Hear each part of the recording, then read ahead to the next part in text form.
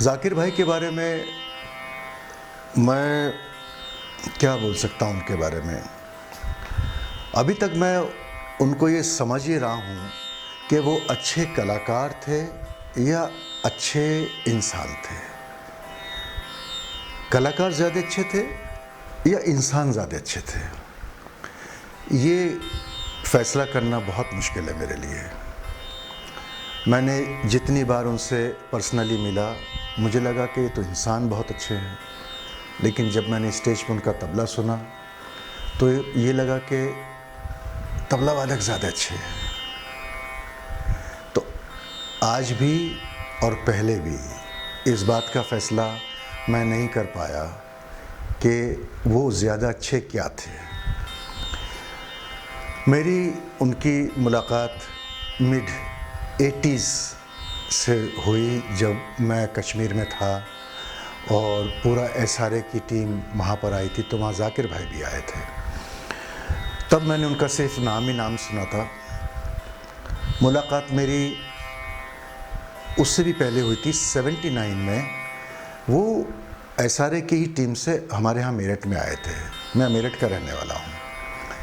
तो जाकिर भाई को जब मैंने वहाँ सुना तब मैं सीखता था, रियाज़ करता था, लेकिन मुझे तबले की समझ थी उस ज़माने में भी, और सुनना भी अच्छा लगता था, कलाकारों को मिलना भी अच्छा लगता था। जब मैंने उनको सुना शिव जी के साथ में, अमजद अली खान साहब के साथ में, तो जब मैं रात को आया तो मैंने सुबह फैसला किया कि तबला नहीं बजाना है। क्यों? मम्मी ने पूछा क्यों? मैंने कहा इतना अच्छा तबला सुन के आया हूँ, मुझे नहीं लगता कि मुझे तबला बजाना चाहिए या रियाज़ करना चाहिए या सीखना चाहिए, क्योंकि उनसे अच्छा तो भूल जाओ, उनका 10% भी नहीं बजा पाऊँगा मैं। तो इसलिए बेहतर है कि कोई दूसरा प्रोफेशन मैं ले लूँ। तो मेरी अम्मा ने मुझे बहुत समझाया कि नहीं, ऐसा नहीं होता है, आप भी कोशिश करो और आप भी अच्छे से अच्छा काम करो। जाकिर भाई का बजाना जो है वो, एक तो उनके हाथ में मतलब रुकावट नहीं थी कहीं।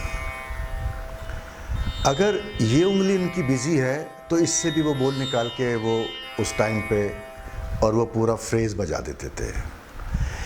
इस उंगली से भी फ्रेज़ बजा देते थे, इससे भी बजा देते थे, दोनों से भी बजा देते थे, खुले बाएं से भी बजा देते थे।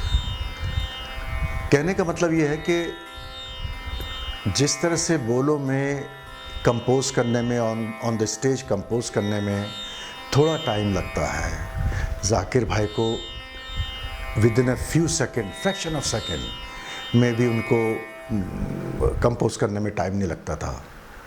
और किस उंगली से, किस वज़न से बजाना है, वो उसी वक्त में क्रिएट कर देते थे। ये मैंने उनके कम से कम 50-100 कॉन्सर्ट्स में ऑब्ज़र्व किया। और हम उनको सुनने नहीं जाते थे, हम उनको सीखने के लिए उनके जाते थे, कि उनको सुनना मतलब उनसे सीखना है कुछ। जाकिर भाई को सुनने हम लोग जाते थे तो सीखने के एतबार से जाते थे, ये नहीं कि सुना और बाहर आके सब उसको भूल गए, ऐसा नहीं। आज भी मुझे जाकिर भाई को मैंने जहाँ जहाँ सुना है, उनका एक एक कॉन्सर्ट याद है मुझे। लोगों को वो इतने प्यार से मिलते थे, जैसे तबला बहुत प्यार से बजाते थे ना, उससे ज़्यादा लोगों से प्यार से मिलते थे। अभी मुझे उनका 2 साल पहले का कॉन्सर्ट याद है, सिटी फोर्ट में हम लोग गए हुए थे। टिकटेड शो था और मेरे पास में जो वहाँ के ऑर्गेनाइज़र थे, हमारे बॉम्बे के हैं सतीफ़ याज़ जी, मेरे बहुत अच्छे दोस्त हैं, मित्र हैं। उनका फ़ोन आया, आ जाओ। हम लोग चले गए। तो आप ये देखिए कि एंट्रेंस ऑडिटोरियम के लिए उन्होंने कहा कि आप अंदर आ जाइए, मगर हमें तो उनसे ग्रीन रूम में मिलना था, क्योंकि उनको सामने से देखना, उनके हाथ पकड़ के छूना, उनको महसूस करना, वो एक अलग क्रेज़ था। उनको सुनना एक अलग क्रेज़ था। उनकी शक्ल देखना, उनके हाथों को देखना, वो अलग क्रेज़ था। उनसे मिलके बात करना, उनके साथ में पानी चाय कॉफ़ी पीना, वो अलग क्रेज़ था। मतलब he was full of these multi talent. उनमें क्या कमी थी ये तो मैं बता ही नहीं सकता आपको, उनमें सारी अच्छाइयाँ थी। तो हम लोग बाहर खड़े थे और ग्रीन रूम बंद किया हुआ था। इत्तेफाक से उन्होंने मुझे देख लिया, तो उन्होंने कहा कि ग्रीन रूम खोलिए, उनको अंदर लीजिए। जबकि वो चाहते, क्योंकि कॉन्सर्ट का टाइम हो रहा है, जबकि वो चाहते तो आराम से बोल देते या इग्नोर कर देते, आराम से बोल देते कि आप ऑडिटोरियम में आ जाएं, we will meet after the concert. लेकिन ऐसा नहीं हुआ। मैं समझता हूँ कि दुआएं, लोगों की दुआएं उनके साथ बहुत थीं, और वो दुआएं उनकी बजाने में भी आती थी, वो दुआ उनके पूरे शरीर पे भी आती थी, चेहरे पे भी आती थी उनके। तो मेरे हिसाब से सतीश जी, ये कहना बड़ा मुश्किल है कि जाकिर भाई एक अच्छे कलाकार ज़्यादा थे या एक अच्छे इंसान ज़्यादा थे। और आप ये देखिए कि बहुत छोटी बात है, आज 40 साल से भी ज़्यादा हो गए, लेकिन वो जो हमारे घर में आए थे, मेरे पिताजी उस्ताद हशमत अली खान साहब को शौक़ था कि अच्छे कलाकारों को अपने घर बुला के उनसे मिलना, बात करना, उनके लिए खाना, उनके लिए चाय, जो भी वो कर सकते हैं। वो चीज़ उनको 40 साल के बाद भी याद थी, और जब भी वो मिलते थे हमेशा पूछते थे। मुझे आज भी याद है, खान साहब ने हमें घर बुलाया था। बहुत छोटी सी बात है ना। ये जो उनकी मेमोरी है, यही लोग उनके करीब आते हैं, यही लोगों से कनेक्ट करती है। बजाते तो सभी अच्छा है, लेकिन ये जो छोटी छोटी मेमोरीज़ है, मेरा बेटा है ज़रगाम, इससे मिले, बहुत अच्छे से बात करी, इसको गले लगाया, सिर पे हाथ रखा, प्यार किया, ये भूल नहीं पाएगा उस बात को।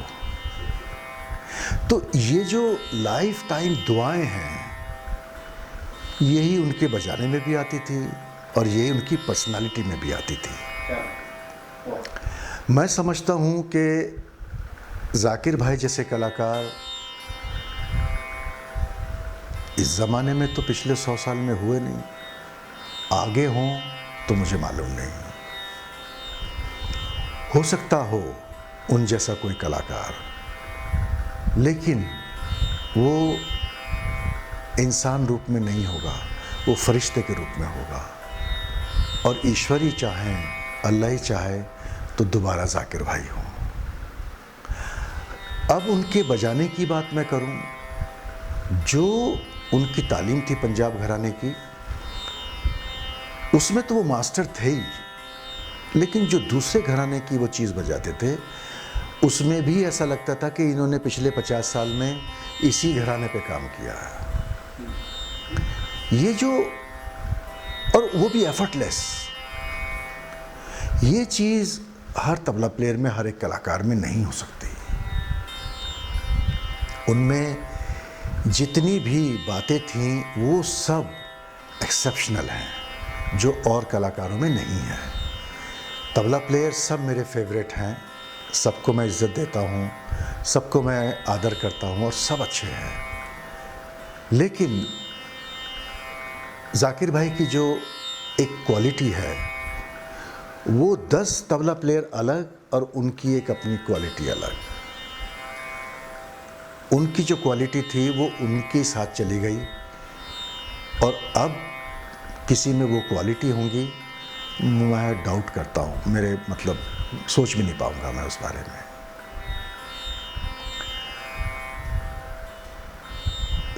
एक क्वालिटी इनमें ये थी कि कलाकार के दिमाग को पढ़ते थे, वो स्टेज पे पढ़ लेते थे, जो हमारे में नहीं है। हमारे में नहीं है वो क्वालिटी, जाकिर भाई में थी। और वो बजाने से भी और आंखों से भी और पूरे एक्सप्रेशन से भी दूसरे कलाकार को अंदर से पढ़ लेते थे, तभी वो उनका आइडिया और उनके जो बजाने का तरीक़ा है वो पहले ही समझ जाते थे। हमने बहुत सारी चीज़ें ऐसी देखी कि कंप्लीट होने से पहले जाकिर भाई समझ गए कि सामने वाला कलाकार क्या करने वाला है, जो बहुत मुश्किल है, उनका ऑब्जर्वेशन। हमको क्या लगता है कि जब वो स्टेज पे बैठते थे तो पूरे शरीर के हिसाब से बैठते थे, उनका फिर दिमाग कहीं और नहीं जाता था, उनका ध्यान एक ही तरफ होता था, चाहे वो किसी भी कलाकार के साथ बजाएं, कि वो कलाकार क्या सोच रहा है, उसके इंस्ट्रूमेंट में क्या बात आ रही है, अभी वो आगे क्या करने वाला है। मुझे लगता है ईश्वर उनको कहीं ना कहीं से वो दिमाग में उनके भेजता होगा, मैसेज भेजता होगा, जिसको हम उर्दू में कहते हैं वही, वो मैसेज भेजता होगा। ये जो क्वालिटी है ये सब कलाकारों में नहीं और हो भी नहीं सकती। बहुत कलाकार हैं जो शार्प हैं बहुत, लेकिन इतने शार्प हैं जितने जाकिर भाई थे वो मुश्किल है बहुत। मैंने उनका 30 साल पुराना भी रिकॉर्ड सुना है, हरि जी के साथ, शिव जी के साथ, बिरजू महाराज जी के साथ, सोलो, और भी कलाकारों के साथ में, उस्ताद अमजद अली खां साहब के साथ में, अब्बा जी के साथ में। अभी क्योंकि रिकॉर्डिंग का सिस्टम है ना, टाइम है ना, अगर रिकॉर्डिंग का टाइम नहीं होता तो आप कंफ्यूज हो जाते हैं कि नहीं 30 साल पहले अलग था, अभी अलग। ऐसा नहीं, 30 साल पहले जो मैंने तबला सुना आज भी वैसे ही तब जाकिर भाई बजा रहे हैं, वही क्वालिटी, वही साउंड प्रोडक्शन, उतना ही तैयारी, उतने ही डेडिकेशन से। आप सुन लीजिए 25 साल, 30 साल, 40 साल पुराना उनका रिकॉर्ड सुन लीजिए, और आज का भी सुन लीजिए, 2015 का, 17 का, 18 का। आपको उसमें बहुत माइनर डिफरेंस पता चलेगा, वो भी एज के हिसाब से। बजाने में फिर भी कहीं कमी नहीं है। ये क्वालिटी ईश्वर मेरे ख्याल से 500,000 साल में किसी एक को देता है, और देवता को देता है। ये देवता लोग कभी भी बदलते नहीं हैं। एक बार जाकिर भाई बिरजू महाराज जी के साथ बजा रहे थे कमानी में, मैं भी बैठा था, हम लोग सेकंड थर्ड रो में थे, मेरे पिताजी फर्स्ट रो में थे, और बहुत सारे कलाकार थे, दिल्ली के पंडित राजन मिश्रा जी, साजन मिश्रा जी, मेरे पिताजी, और बहुत सारे लोग थे। जाकिर भाई महाराज जी रिहर्सल नहीं करते थे, ऑन द स्पॉट जाकिर भाई उनको फॉलो करते थे। तिहाई का पहला पल्ला थोड़ा लचक के जाता था, थोड़ा दूसरा पल्ला थोड़ा उससे क्लियर, तीसरा ऐसा होता था कि महाराज जी को भी याद है, जाकिर भाई को भी याद है। हमने कई बार देखा। डांस के साथ बजाना मुश्किल है। जब प्रोग्राम हो गया, जाकिर भाई आए और मेरे पिताजी के एकदम पांव छू लिए, तो डैडी ने कहा नहीं जाकिर मियाँ तुम ऐसा मत करो। एक ही बात बोली मेरे पिताजी ने, जाकिर मियाँ ऐसा लगता था जैसे आप दोनों एक ही उस्ताद के शागिर्द हो। क्या बात? कमा, क्योंकि जाकिर भाई बजा ऐसे रहे थे कि जो महाराज जी सोच रहे वो बजा रहे हैं, और वो ये जो बजा रहे हैं वो दिखा रहे हैं। तो डैडी ने कहा ऐसा लगता है जैसे दोनों एक ही उस्ताद के शागिर्द हों। क्या बात? एक बात जो हाँ, और ऐसा सतीश भाई हमने एक बार नहीं सुना उनको, 10 बार ऐसा ही सुना। पता नहीं क्या रियाज करके आते थे घर से, क्या सोच के आते थे, कौन शक्ति उनके साथ थी, स्टेज पे कौन शक्ति उनके साथ आ जाती थी और उनको ये सारी चीज़ें क्लियर बताती थी कि ऐसा करना है, ऐसा करना है, ऐसा करना है, ऐसा करना है, और वो एग्जैक्टली वैसे ही करते थे। हम उनको अपनी कैटेगरी, मतलब एक इंसान की कैटेगरी में नहीं रखते हैं।